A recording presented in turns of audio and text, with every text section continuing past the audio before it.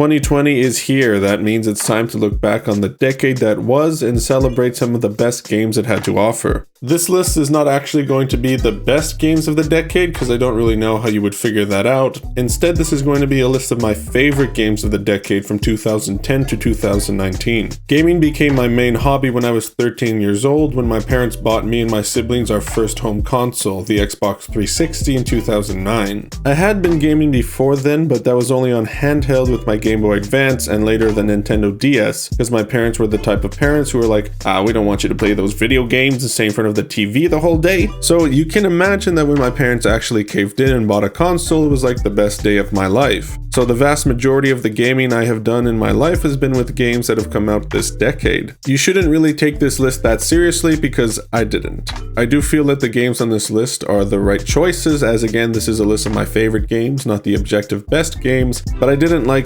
go back and replay any of these games for this list or spend hours upon hours carefully weighing each individual aspect of each game trying to figure out with absolute certainty that this is my definitive list or anything like that. I just went through my collection and narrowed it down to 10 games that best met the two criteria I had for this list. How much of an impact the game has had on me and how much I enjoyed the game at the time. Because sometimes you can play a game and enjoy it a lot in the moment, which is very important, but then after a while you kind of forget about it and move on because the game for whatever reason just didn't stick with you. So that's why I chose those two criteria for this list. The games that stuck with me the most and the games that I just straight up enjoyed the most. Something to note about my taste in video games is that the things that I enjoy most in a game are the characters, the story, the world, and the atmosphere. I love getting lost and completely immersed in a game, so my choices on this list reflect that. That's not to say that I don't like the actual gameplay part of games or think it's not important, because I do, and it is super important. But I guess to put it another way, I would rather play a game with an amazing story and world and atmosphere with lackluster gameplay over a game with amazing gameplay and lackluster story, world, and characters. Without further ado, here are my 10 favorite games of the decade.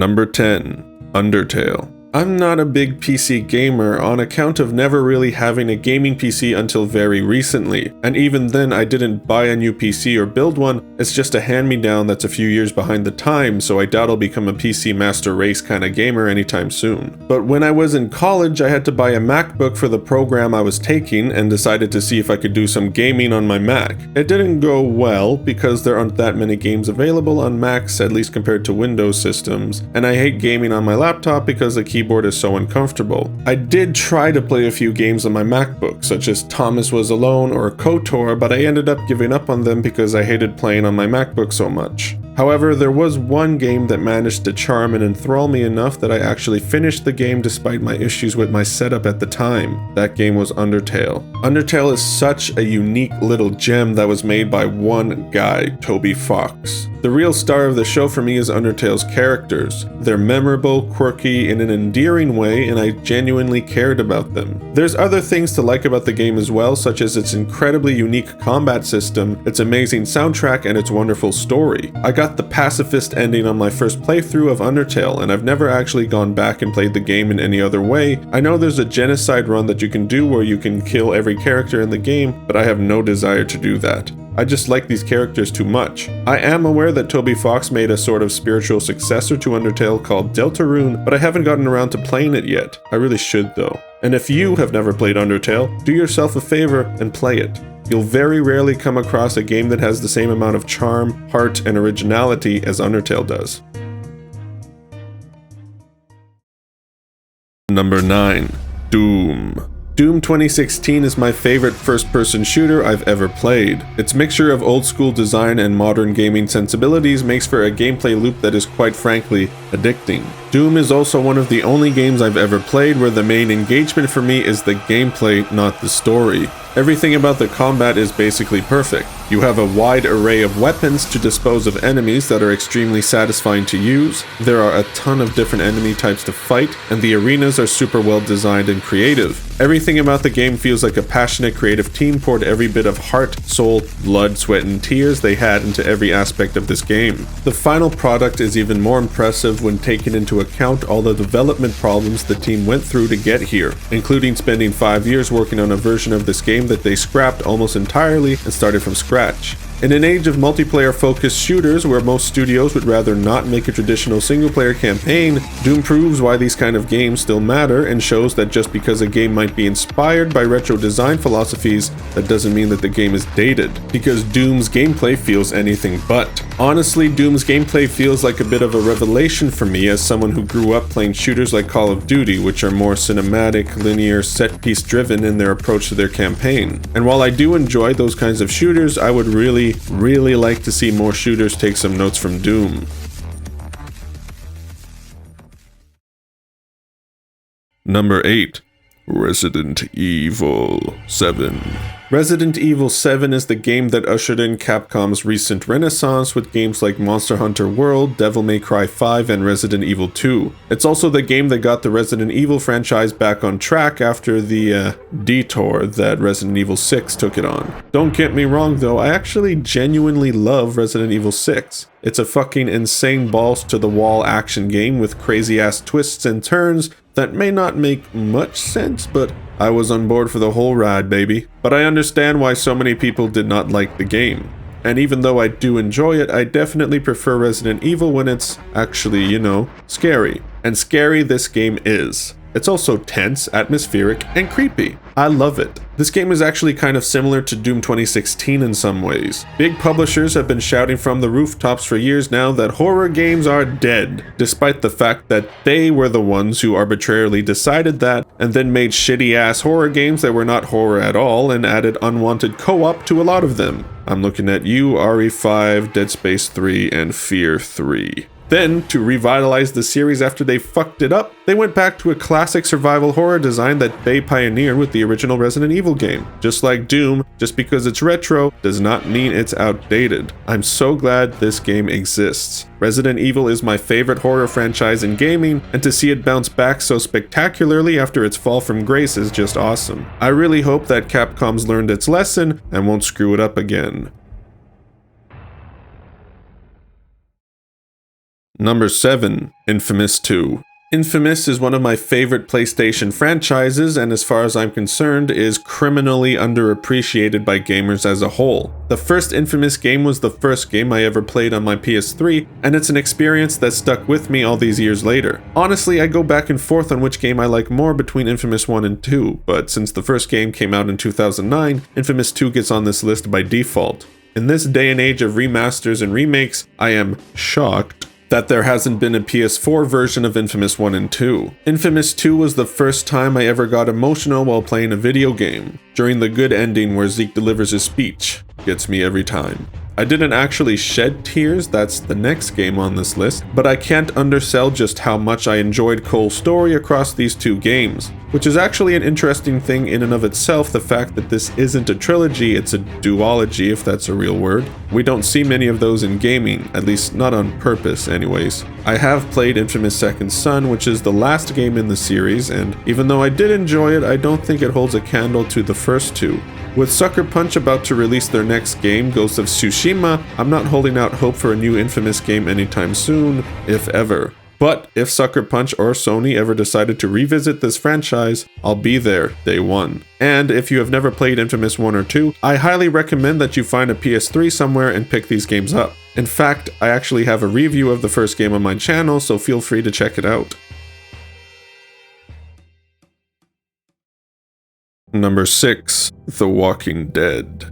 This is the first and I think only time I have ever shed tears while playing a video game. I don't usually cry when I experience entertainment, be it movies, games, music, whatever, even though I do get emotional often enough. But the story of Lee and Clementine, I just couldn't hold it in, man. Not when we got to the ending. Telltale has unfortunately gone through some hard times as of late, but this game ushered in a new era for the company after it was released. It even won Game of the Year at the Game Awards, or whatever version of that show it was at the time, and it kind of single-handedly revived the basically dead genre of adventure games. I understand these kinds of games are not for everyone. The gameplay is incredibly basic and not really the main reason to play a game like this. But these kinds of games are for me and I love it. I haven't played Season 3 or 4 of The Walking Dead, but I will get around to it eventually. I have played Season 2 however, and while I like it a lot and think that it's actually more intense than Season 1, it just didn't hit me in the feels the same way that Season 1 did. And I think the biggest reason for that is that it was missing the relationship between Lee and Clementine. The writing in this game is some of the best you'll find in games, and while Telltale doesn't actually follow through as much as you'd hope they would on some of the choices you're presented with, that doesn't change the fact that each choice you make does impact the story and characters in some way. And I hope that you'll make the choice to try out this game if you've never played it. Number 5. Enslaved: Odyssey to the West. This game is probably the most unknown and underappreciated gem on this list. Enslaved is the game that made me become a fan of Ninja Theory, who are better known as the studio behind the DMC reboot and Hellblade. Enslaved is an action-adventure game that takes influence from the old story Journey to the West, which is also the story that Akira Toriyama took inspiration from when he came up with Dragon Ball. And while some of the names are the same, such as the protagonist of the game being called Monkey, most of the game is its own beast. Enslaved has one of the most beautiful apocalyptic settings I've ever seen in a game, and while the combat and platforming aren't that great, the story, characters, and setting make up for it in my eyes. It's very unfortunate that Enslaved never really found its audience, as the game ends on a cliffhanger, and it seems that we might never get a sequel now that Ninja Theory has been purchased by Microsoft and are working on 2 games, both of which are not Enslaved 2. Regardless, I've played through this game many times and always enjoy it. If you've never played the game and can put up with some less than amazing gameplay, I'm sure you'll find an enjoyable experience waiting for you. Number 4. Red Dead Redemption 2. Nobody does it like Rockstar. And that might be a good thing, to be honest, but there's no denying that Rockstar games are the cream of the crop. The first Red Dead Redemption was my favorite Rockstar game, and leading up to the release of Red Dead 2, I was kind of skeptical as to whether or not Rockstar would make a game that lived up to the first one. John Marston is a much beloved character by gamers, myself included, and I was a little wary of how the new protagonist Arthur Morgan would stack up against John. Well, all of my worries were put to rest once I began playing the game, because not only is Red Dead 2 my new favorite Rockstar game, Arthur Morgan is my favorite gaming protagonist, period. Red Dead 2 ended up being kind of divisive amongst gamers, as many felt that the very thorough nature of the game didn't lend itself well to having fun. Individually picking up items with an animation, having to store and pick up weapons from your horse, and just the game's slow burn nature overall led some people to find it boring, especially compared to Rockstar's other big franchise, Grand Theft Auto. And I can definitely understand why somebody wouldn't like this game, but those very reasons are why I love it. I enjoy the methodical aspect to the game, the very deliberate actions you need to take in order to play it, and the incredible atmosphere and setting. Just like some of the other games on this list, it's not for everyone, but it's definitely for me. I hope we don't have to wait 8 years for the next Red Dead game, but if we do, I know that it will be worth the wait. Number 3. Spec Ops: The Line. If there's any one game on this list that I would like you, the viewer, to play above all the other games, it's Spec Ops: The Line. And you might be thinking, wait, why would you want us to play the number 3 on your list instead of your number 1? Well, there's 2 reasons for that. I'll explain the second one when we get to my number 1, but the first reason is because even though I thoroughly enjoy every game on this list, Spec Ops is the only one that is actually important. What do I mean by that? Well, Spec Ops is a game that has a lot of things to say about games, about violence, war, humanity, the way we view heroes, the way heroes view themselves, America, American interventionism, soldiers, PTSD, and more. Spec Ops is a third-person shooter mechanically speaking, and it's adequate at it. It's not an amazingly well-designed shooter, but it actually has more in common narratively speaking with a game like Silent Hill 2 than it does with a game like Gears of War. Spec Ops even has 4 different endings, and each of them are fantastic and do an amazing job of wrapping up the story of Martin Walker and the themes and ideas that the game explores. By now, Spec Ops has garnered a cult following, and there's already plenty of people who appreciate the game in the same way that I do. If you have yet to experience the game, stop watching this now and go play it. And don't look up any videos or reviews on the game because it's a few years old at this point and people have become far more lax in regards to spoilers. And trust me, you don't want this game to be spoiled for you. Just know that this game has something to say, and if you're willing to listen, you're gonna have a good time. I mean, you'll be an emotional wreck by the end of the game, but you won't regret it one bit. Number 2. Mass Effect 3. Mass Effect 3 has more than 4 different endings, and all of them are terrible. It's not an exaggeration to say that the ending of Mass Effect 3 is the most disappointing ending to any work of fiction I have ever experienced. So for this game to still make it on my list and be in the top 3 is a testament to how incredible the rest of the game is. I love the Mass Effect franchise. In fact, it's probably my favorite franchise in gaming, and I was devastated when I finished the game for the first time and bore witness to the utter atrocity that was this game's ending. But there's a reason that people say the journey is more important than the end. And while I certainly think that the end is still very important, the journey that Mass Effect 3 takes us on is one for the ages. I have never cared more for a fictional group of characters than I have for the characters in the original Mass Effect trilogy. Garrus, Tali, Jack, Joker, Mordin, Rex, EDI, the list goes on. I will never forget about these characters or their stories. Mass Effect 3 does everything besides its ending right, and has more than a few emotional moments sprinkled throughout the game. It's the culmination of over 100 hours of storytelling and gameplay across 3 games, and even though the last 10 minutes are terrible, that doesn't stop the rest of the 99 hours and 50 minutes from being spectacular.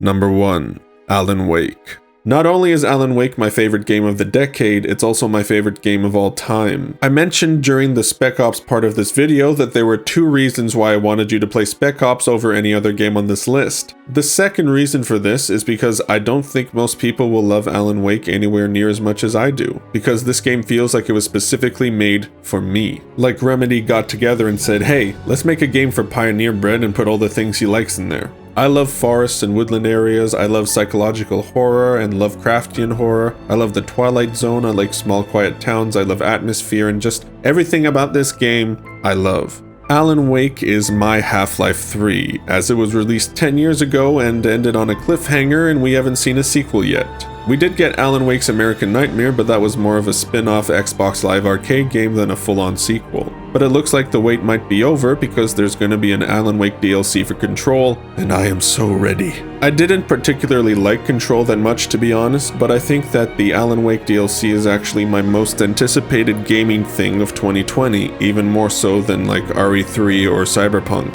I cannot wait for this. If you find that your taste in games lines up with mine, then you need to check out Alan Wake, especially if you like atmospheric psychological horror games.